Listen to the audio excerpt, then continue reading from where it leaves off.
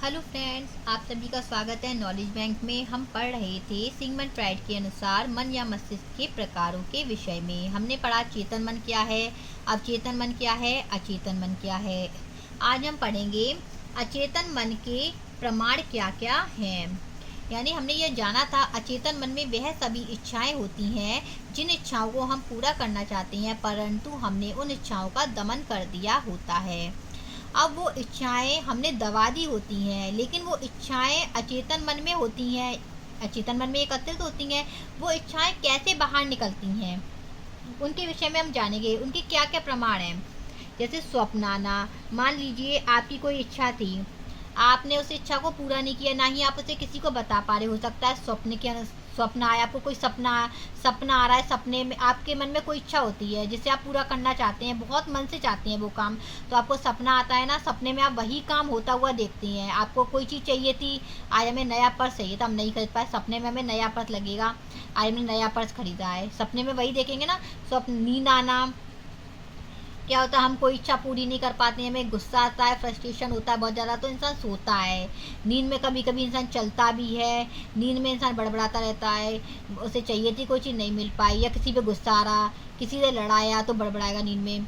आज उसने मुझको बहुत मारा था, कल मिल तो जाने दो उसको, देखना मैं उसे कितना मारूंगा, बहुत मारूंगा, बहुत मारूंगा। ऐसे बड़बड़ाती हैं ना, तो वही बड़बड़ाना। मानसिक रूप से विक्षिप्त हो जाना, यानी एकदम परेशान रहना।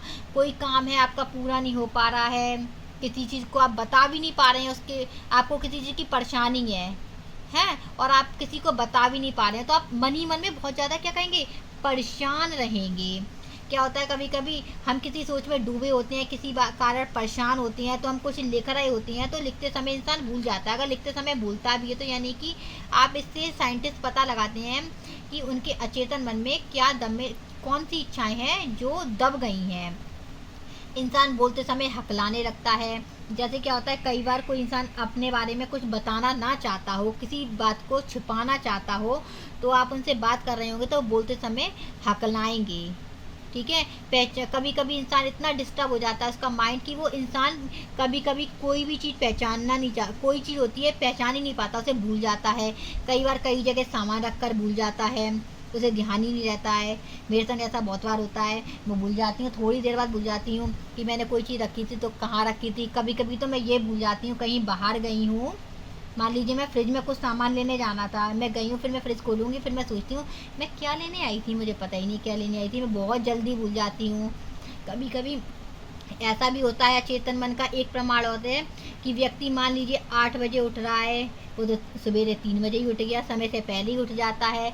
ऐसे बहुत से प्रमाण हैं जिससे आप पता लगा सकती हैं कि ये अचेतन मन के। क्वेश्चन पूछ लिया जाता है कि नींद में बड़बड़ाना ये किस चीज़ का प्रमाण है, चेतन मन, अवचेतन मन या अचेतन मन, तो आप बताएंगे अचेतन मन का प्रमाण है। बोलते समय हकलाना प्रमाण है, अचेतन मन का प्रमाण है। आपसे एक चीज़ और बतानी थी। कुछ क्वेश्चंस हैं, जैसे पूछ लिया जाता है, ये डेफिनेशन है। जैसे स्वप्न अचेतन मन का राजकीय मार्ग है, ये किसने कहा है। स्वप्न अचेतन मन का राजकीय मार्ग है, ये सिगमंड फ्राइड ने कहा था। किसने कहा, सिगमंड फ्राइड ने।